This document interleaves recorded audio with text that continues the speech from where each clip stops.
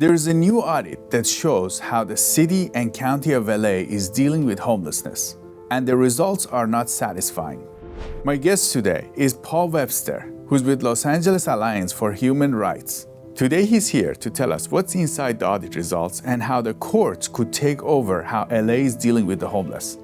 I'm Siama Kurami, welcome to California Insider. Paul, it's great to have you back and welcome back. Thank you for having me. It's great to be here. You came here 6 months ago. It was about 6 months ago. You were planning this audit. And at the time, a lot of people were skeptical that there might not be an audit of homelessness in LA happening, a serious one.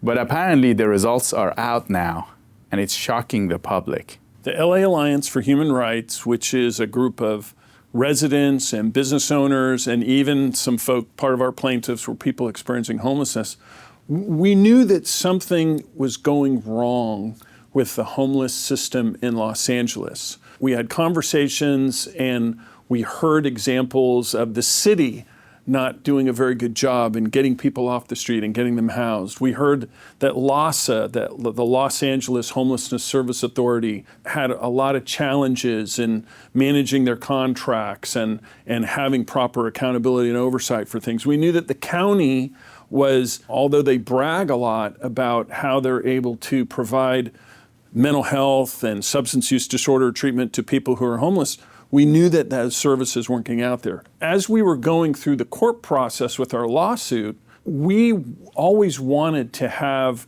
kind of a forensic audit, really hire somebody to get really into the weeds and find out where every penny was going and how that money was being used to help people who are experiencing homelessness. And we knew that there were problems, we just didn't know exactly where they were. So because as we have gone through the lawsuit and the settlement process, the judge presiding over our case, Judge David Carter, he liked this idea of getting down to understand better about how this money was being used and how effective these programs were going to be. And he's used this phrase, he said, "I don't believe that the money is getting to the streets."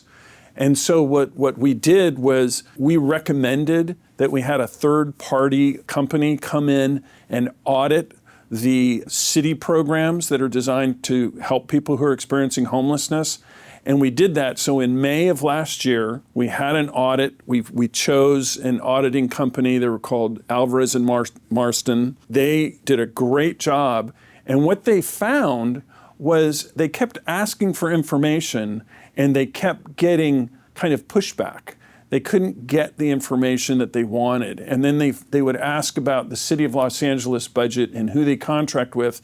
And all of those contracts pointed to LAHSA, the homelessness coordinator for the region. And then they started finding out more about LAHSA and they wanted to know more about how the county comes along and supports the city in providing mental health and drug addiction services. They've been asking, they've been kind of having to really fight for a lot of information and data. And so finally, this last Thursday, the court made this audit report public from A&M, and it really is damning. It shows that the city and LAHSA are in complete disarray in terms of how they are managing the homeless services in Los Angeles. And let me give you a couple of examples. They said, look, LAHSA pays for services sometimes without even contracts. And these contracts aren't even detailed in terms of what the service was provided and for how many people. The city has no real way to determine how much money they spend in total on homelessness services. And LAHSA has no way of holding the people that they contract with, a lot of these nonprofit providers, they have no way to hold them accountable. They have really poor financial oversight. And at the end of the day, they can't determine whether or not the services are being provided, if they're being provided more than once and billed more than once. The city is paying for empty beds when people are going homeless on the streets. It really is a problem. And so we're hoping that this report is really just going to tear the mask off of a lot of the kind of the happy talk that goes around in Los Angeles about how they're linking arms and they're doing everything they can. The auditors had such a difficult time getting information. They couldn't even figure out the total budget that the city pays and the contracts that they pay LASA. They couldn't figure all that out. So they estimated that the amount of services that they were able to really review was about $2.3 billion. There's more, but they can't find it. The city can't account for all of their homelessness program spending. So of the money that they were able to kind of track and do reviews on, they just found terrible performance, terrible lapses of oversight and accountability, and just a system that's essentially in disarray. So does the city contracts LASA to deal with the homeless, or does the city directly have some programs coming to it too? Both. So the three programs that this review took into account were the Roadmap program, which was a program, you may remember, when the court said, the court ordered the city and the county to provide beds and get people out from underneath freeway overpasses and underpasses. Remember that? Yeah. That's called the Roadmap program. So they reviewed that. They reviewed the beds and the services that went along with those beds that the Alliance settlement provided, which the goal is to create more than 12,000 beds in the city of Los Angeles to get people off the street. And then the other program that they reviewed was the Inside Safe program, which is Mayor Bass's flagship program. So they reviewed these three programs, they started following the money, they ran into a whole bunch of headwinds because they couldn't follow the money accurately. That caused them to say, well, give us more data, give us more information so that we can understand the performance. They couldn't get all of that information. It's kind of like the tip of the iceberg. And when you think about how bad the report is in terms of identifying sloppy financial oversight, identifying poor accounting practices and contract practices, identifying the fact that people are duplicating services and duplicating billing for those services, and the fact that you've got a poor coordination of resources. For example, when an outreach worker goes out, there may be another outreach worker that have gone out from a city council office. Because LASA doesn't have enough coverage or is inefficient in their ability to reach out to people, a lot of times the city council will have their own outreach workers. So you've got county outreach workers, you've got so LASA they might be going to the workers. same people and trying to... They're not only going to the same people multiple times, but because these referrals and because the tracking is so poorly managed and so coordinated, you get people on the street promise things that they never get delivered on. And so that's why we have people literally in Los Angeles on the street who will say, it's been 9 months, it's been a year. Yeah, we've been hearing that. Exactly. The people have said, people come, they want to have the housing, but they come and promise, and then they don't come, or they come again, but there's no housing. The tracking is so bad that, for example, and part of this, I mean, listen, nobody's saying that homelessness is easy to solve. We're not suggesting that. But for the amount of money that's been spent and the amount of time and the amount of opportunity that the city and the county of LASA has had in trying to just address the issues that are coming forward on the street, to have this kind of a result at this point in time after a lawsuit is absolutely ridiculous. It's wasteful, it's shameful, and in reality, it's deadly. Because when you can't efficiently use the resources, in other words, when people are offering housing and they can't readily put people into a unit because of whatever bureaucratic or systemic or referral complication, then it takes much longer to get people housed. And by the time that these people actually say, okay, we finally have a unit for you, that person may not be there anymore. They maybe have to start the process over. I mean, unfortunately, they could be deceased. So there's a lot of challenges. And having this overly bureaucratic, uncoordinated, and unaccountable response makes it ripe for all kinds of waste and fraud and abuse. Our sponsor today is Shen Yun. There's been some negative press on Shen Yun recently. Shen Yun's mission is to revive ancient and traditional Chinese culture. Shen Yun Performance started by a group of Falun Gong practitioners in New York. Falun Gong is a spiritual and religious group which believes in living by truth, compassion, and tolerance, putting others first. The Chinese Communist Party, CCP, has been persecuting it since July of 1999 in China. Since Shen Yun started, CCP has been targeting it in the US and across the globe by playing different kinds of schemes to cancel the shows or impact the performance. The current negative reporting originated from some Chinese social media accounts. And we know that CCP is given a new directive to go after Shen Yun and Falun Gong in the US by turning the public opinion against them. If you hear something negative on Shen Yun, make sure to do your own research and your own due diligence. Despite all of CCP's campaigns against Shen Yun, the show has managed to grow significantly across the world. I highly recommend you go see it. I've been going to it for the last 14 years as they change the performances every year. They're coming back to California. Make sure you go see it. Now, you mentioned contracts, people invoicing without contracts or having very vague contracts. Just to give us a perspective, like what size of dollars? Oh, we're talking about millions of dollars. I mean, the court found that LASA was making hundreds of millions of dollars in advance payments without invoices. So they were and listen, I believe that the people at LASA and the people of Los Angeles are really trying their hardest, and that's fine. But they're doing it in a very bad and unaccountable way. So what LASA was authorized to do was to make advance payments to vendors so that they can hurry up and get people out there and get them in the street and get the housing and things like that. But they had no way to follow up and get those advance payments repaid.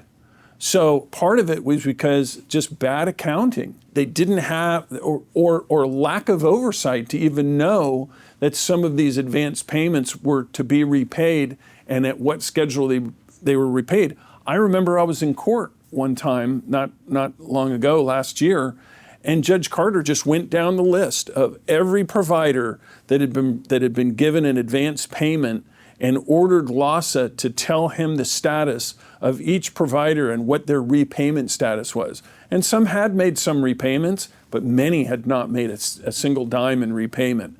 And so the problem with that is the contracts should be, and look, I'm not an accountant, but I do know that when I invoice somebody or when somebody invoices me, I look at the invoice to say, what was this for? Is this accurate?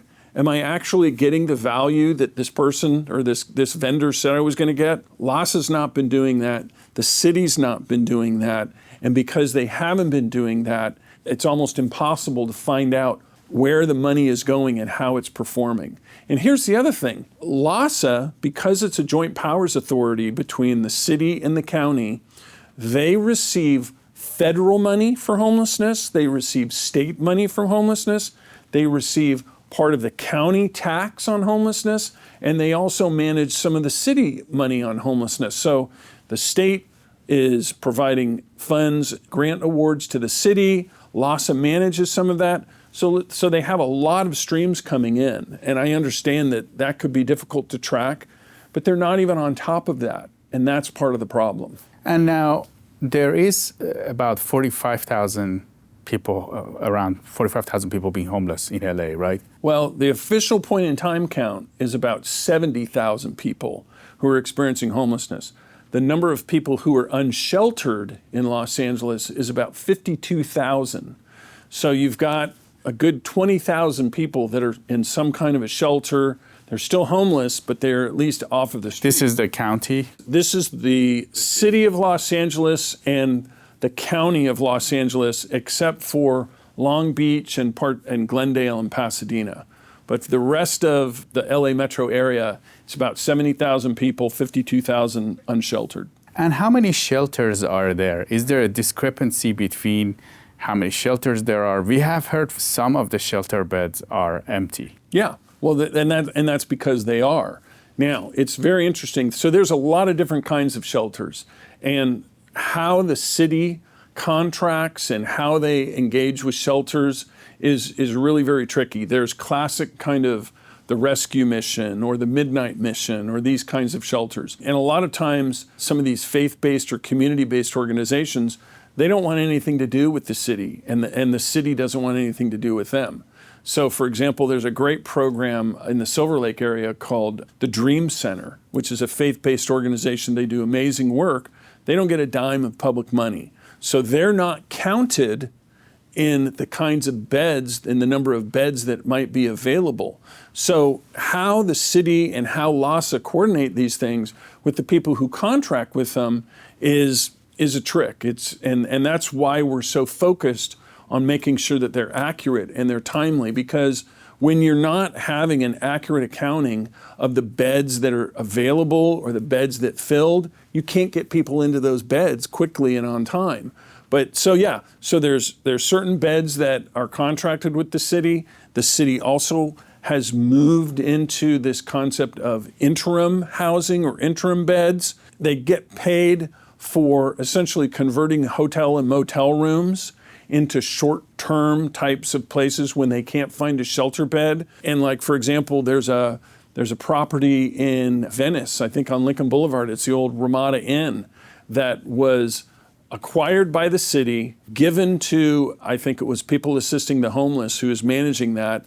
They've had to do renovations on top of renovations. They've wasted tons of money, and they've never opened a single bed to get people off of the street. And that's why we're very interested and concerned about how to follow this money so that we, as the public, can understand what the transparency is. What's going on? How are they managing these things? Why are we letting potential assets just go empty while 7 people a day are dying on the streets of Los Angeles now? We've got over 30,000 people in Los Angeles County who are untreated for mental illness and who are living on the streets or in shelters. And when we look at the referrals, because the county is obligated to tell us the referrals for high needs beds and other beds that treat this population, the referrals are in the hundreds when the need is in the 10,000s. Something is wrong is going on there. There might be some shake-up in the way LA is managing, right? Can you tell us about that? What's the next step from here? So it's a great question. So the court released this audit, and they also set a date for later this month, March the 27th. We'll have another court hearing, and there's 2 things that are docketed for that court hearing. The first one is the court wants to give the leaders of Los Angeles, Mayor Bath, County Supervisor Lindsay Horvath, who's chair of the Board of Supervisors, Lavisha Adams Kellum, the CEO of LAHSA, Marquise Harris Dawson, the president of the Los Angeles City Council. He has asked them to come to court and respond to the scathing reporting that the auditors found about the city and the county and LAHSA. So that's going to be really important. There was an LA Times article last week after this audit came out where they asked the mayor, they asked Nithya Raman, who is the city council person who chairs the Housing and Homelessness Committee, they asked LAHSA, and they all had the same kind of answers. Oh yeah, this is nothing new. We've been concerned of this thing for years. Well, my question is, well, you haven't done enough about it.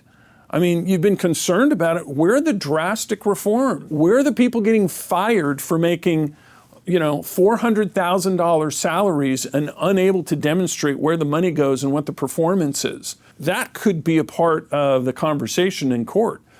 What is your response to this scathing audit from A&M? The other thing that's docketed for that court is, from the LA Alliance, is a motion to compel the city to comply with what they already agreed with in terms of our settlement commitments. Now, remember, when we settled with the city, we asked... You had a lawsuit, you sued them, and you settled with them. We settled with the city, we settled with the county. The settlement for the city was 12,915 additional beds. They could be permanent supportive housing beds, they could be shelter beds, they could be rapid rehousing. It's up to the city to determine that. We're just simply saying, where are the beds? Every quarter, the city has reported to the court what their progress has been. They've said, look, these are occupied now, more than 4,000 beds. That's great. They have a plan. They say, we have another 4,000 beds that are in the works. But they have nothing to say about the balance of beds that are neither occupied, created, or planned, another 4,000 beds. What's going to happen with them? The city is basically saying, look, we don't have any money. We're bankrupt. Now we've got the fires in LA to deal with. We can't respond to that.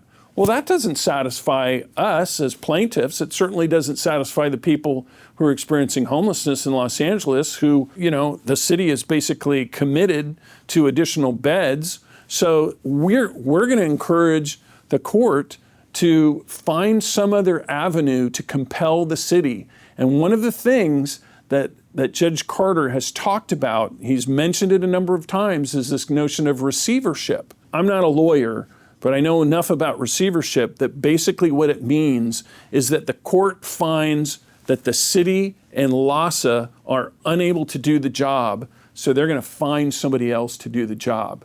That would be a stunning blow to the city of Los Angeles and to the continuum of care. LAHSA, the people who are supposed to be responsible and coordinating for not only the money, but to make sure it gets to the streets. Does the court have the power to do that? Absolutely. We've seen it before here in California. If you remember, years ago, there was a grand jury that was set up about California's prison system and the overcrowding in the prison system. The grand jury made a report. They said, here's our findings. The state of California needs to do a better job with this. They need to do X, Y, and Z. They failed to do X, Y, and Z. So the court essentially took over management of the California prison systems to address the issues of overcrowding. We don't know if this is going to happen in Los Angeles regarding homelessness, but we do know that it's out there and it is something that could possibly happen. What else could come out if this doesn't happen? So there's a chance that LA and LAHSA will lose the responsibility to deal with the homeless issues, and we probably will have a private, or is it going to be a private player, or is it nonprofit? That remains to be seen, because it really is up to the court at that point. I think the court wants to be I think they want to tread lightly. I think they want to go slowly. But the finding of receivership is huge. Then how it actually becomes reality in terms of who will do the work, that is yet to be seen. So we don't know yet. There was some reaction from county supervisors, some city council members to the audit. They were shocked by the results of it. Well, some of them were kind of like, oh, we've always known about this. I think LAHSA put out a statement that's something that's like, oh, this is something that we've known since 2021 and we're making strides to improve. Mayor Bass made a statement of something like, oh, we've been working hard to deal with this, and that's why homelessness is down 10%, the last point in time count. Well, I got news for you. A 10% decrease in LA's homelessness count is a rounding error. That's not significant decreases. In fact, when you've got 7 people a day dying on the streets of homelessness, if you multiply 7 times 365, it's more than 10% of the reduction that the city and LAHSA claim occurred during the last point in time count. But get over that. Here's my problem. The biggest thing that makes me upset is, where is the initiative? Where was the absolute, oh my God, we're being sued because we can't address the needs of the homeless? Where was the cry from the city of Los Angeles, from members of the city council that says, we've looked at the polling, we've heard the complaints from our constituents, they've talked about months and months of homeless encampments impacting their communities, impacting their businesses, seeing people overdose and die in front of their businesses or behind their businesses. Why has the city, why has the county acted with such business as usual? Well, let's take this to the committee and discuss it. If we really wanted to see the emergency FEMA-like response that the mayor and the county both enacted emergencies on homelessness. I can tell you, I don't think the citizens of Los Angeles have seen an emergency response on the streets. And this is after we sued them, we settled them. They knew that the audit was coming. We knew that the auditors were going to do a good job in understanding this. And they're just kind of like, oh, ho-hum, it's business as usual. Paul, you advise different states now in how to deal with homelessness. And how would we move forward? Based on what you've seen with this audit, what needs to get done to get the numbers down? There's a movement that is going on across the country. On the one side, people think of enforcement measures. You know, we've even heard from the mayor of San Jose, no flaming conservative, no extremist, the mayor of San Jose saying, we can't get a handle on the increase in homelessness without enforcing the fact that these people shouldn't be camping and living and dying in public rights of way.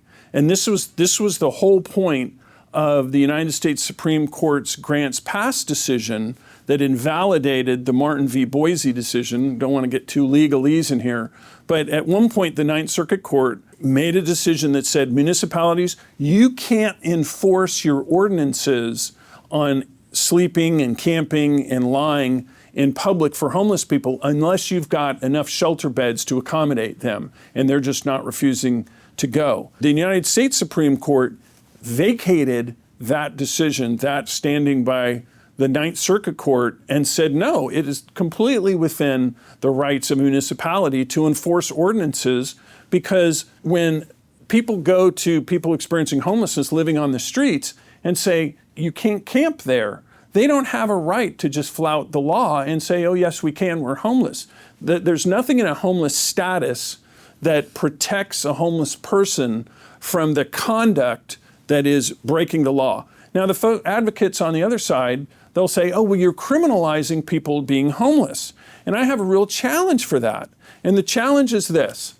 If there are people that are legitimately experiencing homelessness and has done everything they can to get into a shelter, to get into a program, to get somewhere housed, then that is one thing. But what we're seeing on the street is not that. What we're seeing is criminal activity. What we're seeing is rampant drug addiction and drug abuse and drug trafficking. We're seeing human trafficking that is disguised in many of these homeless encampments. We're seeing fires. In Los Angeles, half of the responses from fire departments to fires were caused by homeless encampments. These are big problems. So enforcement is one mechanism to use that. Now, in my view, enforcement needs to be coupled with safe camping zones, places where people can go, they can be safe, they can have opportunities and be really focused to say, look, you're not allowed to camp wherever you like.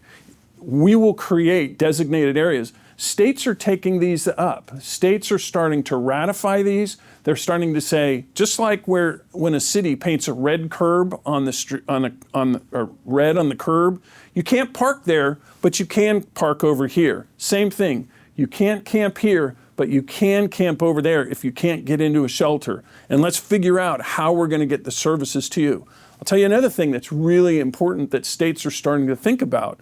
They're starting to think of, how do we integrate housing with care, housing with mental illness treatment, housing with substance abuse treatment, and how do we condition those so that we know that this is not just something that we offer people and then they refuse, but that we actually use some incentives so that people who need these services actually get the services that they're provided.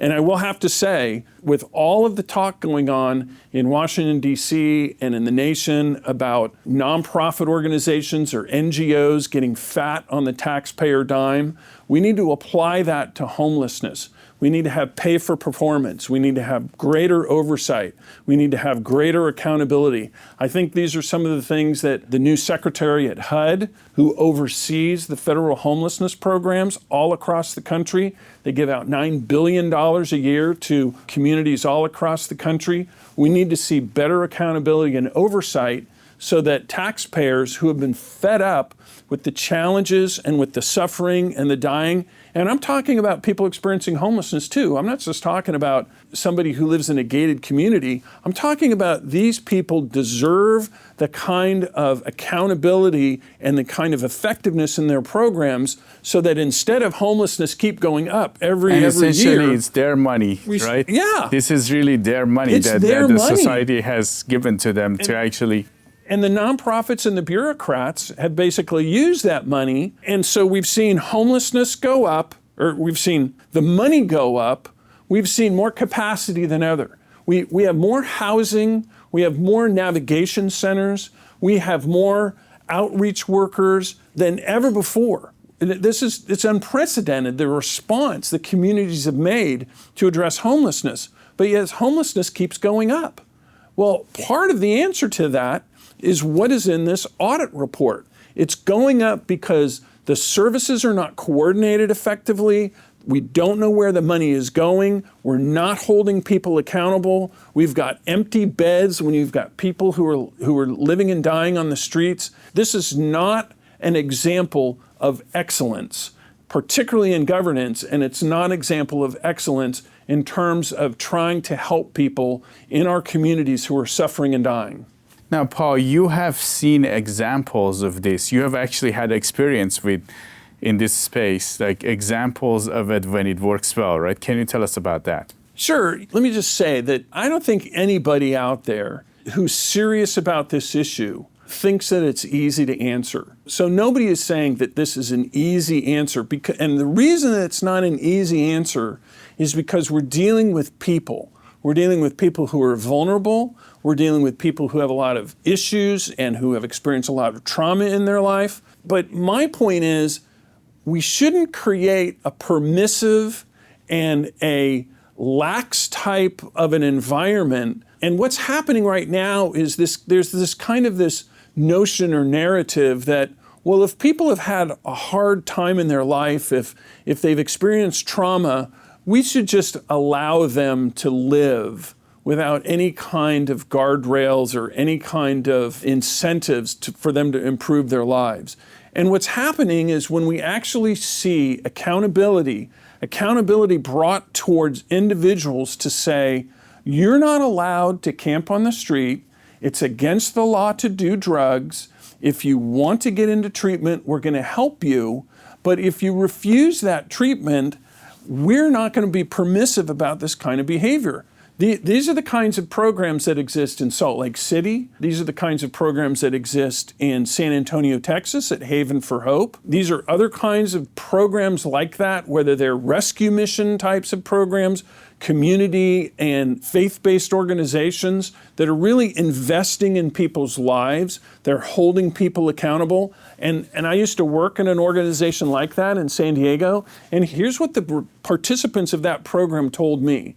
They would say, if I was allowed to continue my drug use, if nobody had stopped me and nobody had come alongside me and held me accountable for my drug use, I would be dead now. Same thing with people who have serious mental illness. They say, I'm thankful for the involuntary commitment that allowed me to stabilize, get on the right drugs, and be able to come back out and deal with the world of reality. If I didn't have that, I don't know what would have happened in my life. We're really dealing with a very important and what does it mean to be humane? Does it mean to be humane to our fellow Americans, our fellow citizens, by just allowing them to spiral down into death and despair? Or does it take a community to actually intervene and say, we're not going to allow you to do that to yourself?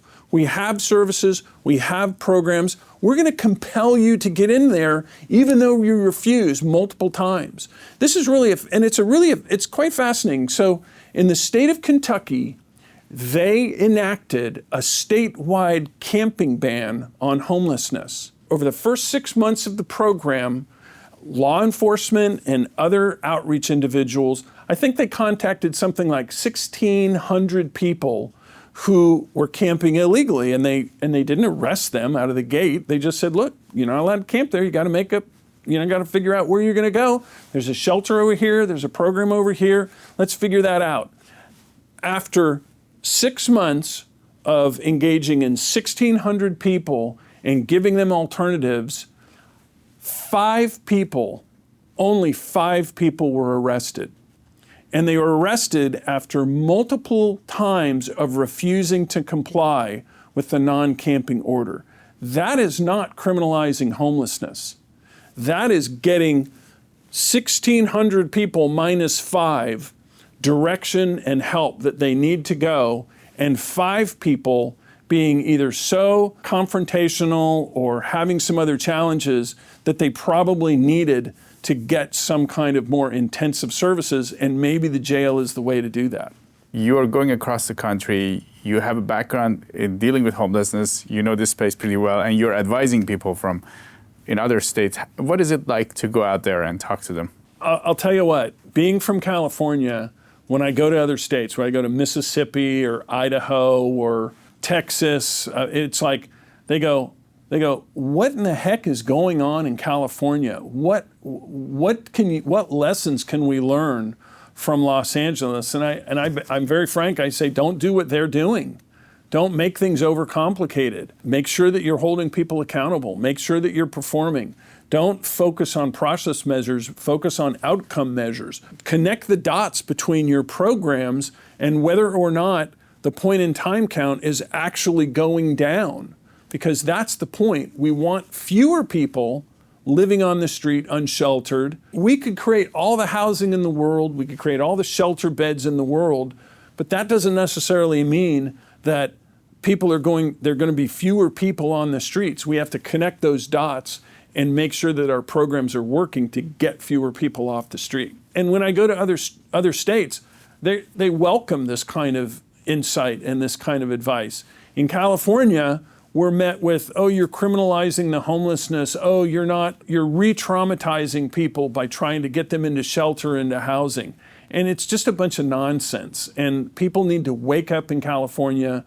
We need to get better leadership and hold people accountable and promote outcomes instead of empathy and good feelings. Because what we see in other states is they're like, this is kind of funny. When I went to Mississippi, the homeless population in Los Angeles is over 70,000 people. The homeless population in Mississippi is like 1,500 people. And they're having the same challenges to get the services and get the housing and hold people accountable. So it's not necessarily the size. What it really is the way that the programs have become delivered from the federal government. It could be that also, do you think it's the people that are involved? Because a lot of nice people get into this because they want to help people. And then they might not really have the business side of it. Yeah, I mean, a friend of mine who runs a homeless service program, he used to say, are you serving to serve or are you serving to solve? And it's really a profound statement. It means, are you serving because you want to feel good about your perception of helping another person?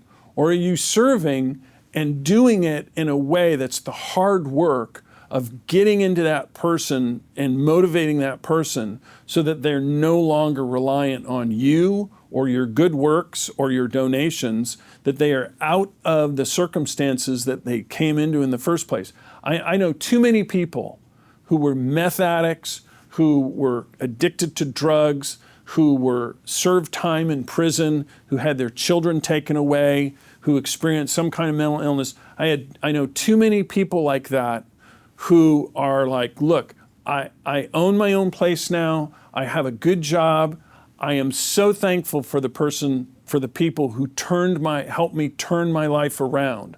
And they see what's happening in our homelessness systems and in a lot of other social welfare programs, and they just look at that as enabling behavior, destructive behavior that breaks up families and harms people's lives and communities. So, Paul, how can people see the copy of this audit?